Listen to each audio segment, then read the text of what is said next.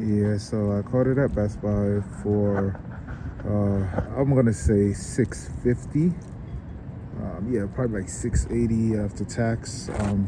The actual price usually for it was over $1,000 in Best Buy, so I saved a whole lot on the sale. And to be honest, even if it was at the same price, the original price, I would have still bought it. And the reason being is because of the capability of the NIU, the new. The first thing is with the new, it comes with proper security. So simply meaning I feel okay when I'm going somewhere for a brief moment and I need to have security on it where I don't have to carry around a huge lock to lock it up, even though that secondary security would actually be great just as well. But if you don't have a secondary security system as a lock or something to hold the router or whatnot, what you can actually do is that on your smart device you can download the app, the NIU app. When I went on it, and I like that about the app because, one second, allow this train to pass.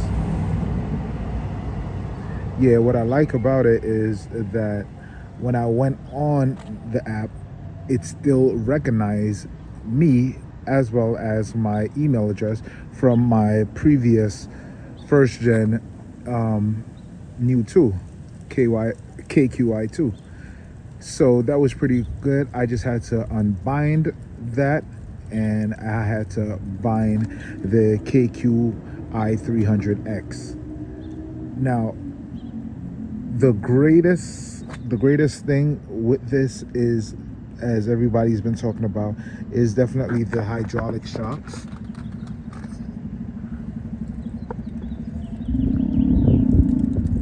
So as you can see, guys, this comes with the hydraulic shocks, and it does not come with shocks. Yeah, it does not come with the shocks on the back. I'm not sure why they didn't do it. I don't know if it would have made it be a little bit more bulky, or is it that they're waiting for the third generation? But there's no rear shock. Is it needed? No, it's not necessary, because again, this is not something that you're sitting on that basically you're going to be feeling that impact crazy. Usually your feet is right there and pretty much you're leaning more to the front while riding. So the front shock does it all for me, to be honest. Just let's take a look around it.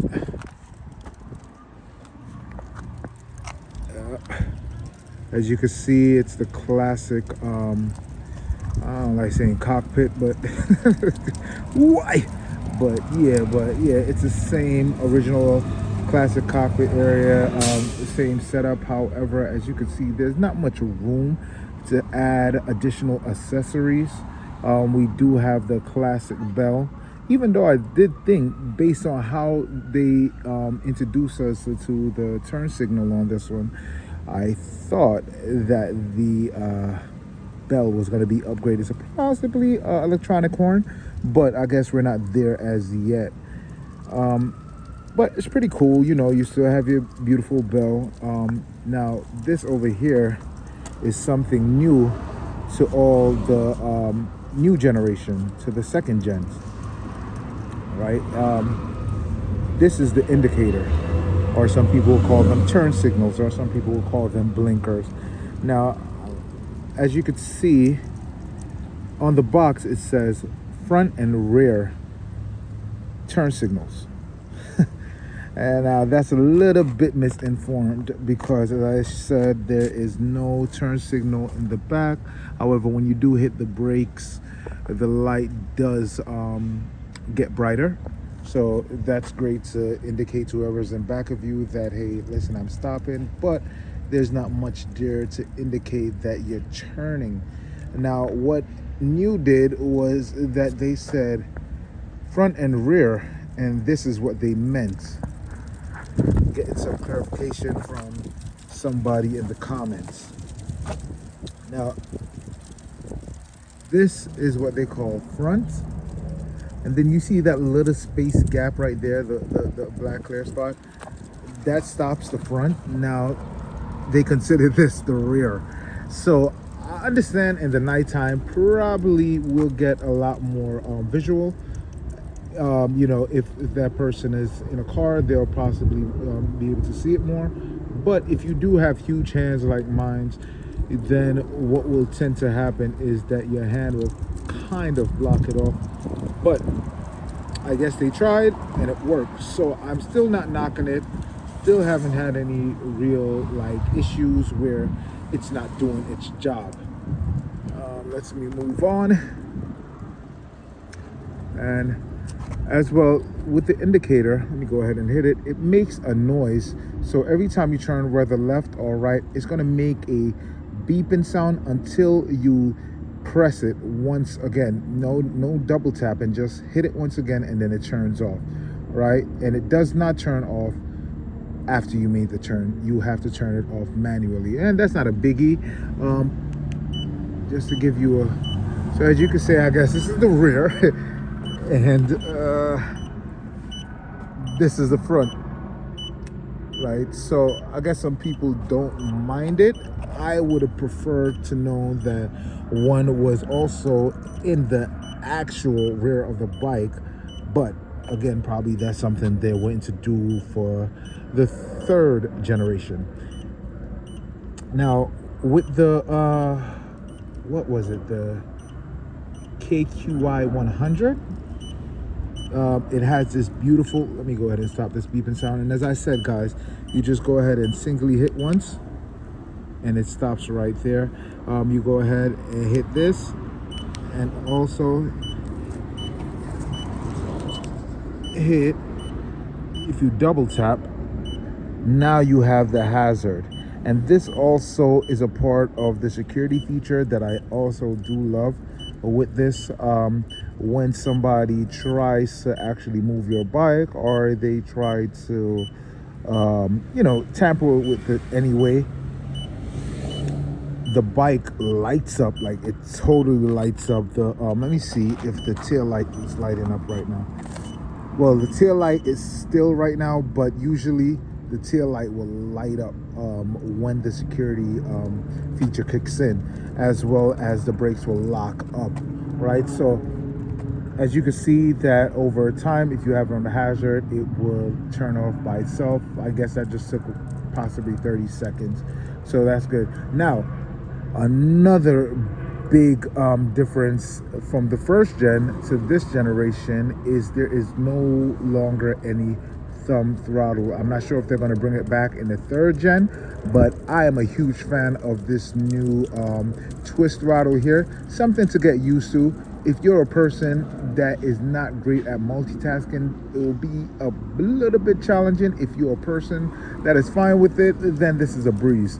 Because what tends to happen, why I say you have to know how to multitask, is because if you take this bike and you put it, I'm saying bike, you take this scooter and you put it into normal, or they don't say sports in New World, they say wild. So it's not sports, it's wild. So if you go normal, or if you go in wild mode, the front wheel is going to lift to the amount of power coming in this rear motor. So you don't have the thumb throttle there to actually just lift your thumb off, if so be the case. What will happen is that you will have to understand that if you jump, your hand goes back, your hand goes back, your hand goes back, and you wouldn't want that to happen. You wouldn't want that to happen in the case where you're actually commuting, or even if you're at a standstill. So this is where the app comes in handy for beginners. or people that's not used to the half twist throttle, what you will have to go ahead and do then is ensure that your bike, there I go, bike again, your scooter is programmed for kick, so you could kick push and then give it a little throttle, then it kicks in, so giving you a little time to actually gravitate what's going on. So basically, if you had a stop, you could go like this and nothing will happen, but if you go ahead and move it off, then gradually you can go ahead and pick up speed by hitting the throttle right there. So for people that rather that option, me personally, I turned it off. The reason why I turned it off is because I'm pretty much experienced in e-bikes, and as well, I don't like to put my foot down so much when I'm moving. So go ahead and give that train a time fast. So as you can see,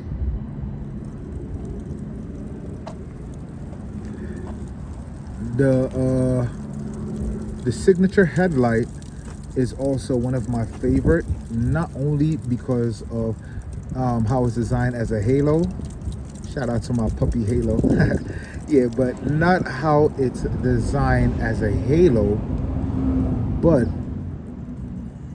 when you go ahead and double tap, it gives a great amount of lighting in the dark. When you're riding, you feel pretty safe. You don't actually seem like you will need any addition, even though I think to have two small lights possibly somewhere down here would be exceptionally great, because riding a scooter, you want to actually ensure that you can see these cracks, these areas where possibly the tire might have find a little challenging going over or so forth. So the lights will actually help down there if added. So that would have been a great touch if you like to add on that accessory, so. But as it goes for the halo light, the reason why I love the halo light is because I could keep it on all day. Let me see here. So as you can see, the halo light is on, but here's the thing, look, I can zoom in, zoom out, and there's no brightness attacking it, like, so I'm actually in front of people could admire the styling of the light and still not be blinded by the light. Now if I turn on the light now that just turned on right there actually gives me the light. And again, to how they designed it, it's so like state of the art. It's so great. Like it's not like you're looking down and then you're seeing a bulb. It seemed like you're looking at a piece of crystal in there. So it's pretty neat. As you can see, that the build of the NIU again is superb. On top of the top, I feel very, very good, very luxurious when I'm riding this scooter here. As you see, they went a bit wide body versus the first generation, so this is wide body. As I was saying, the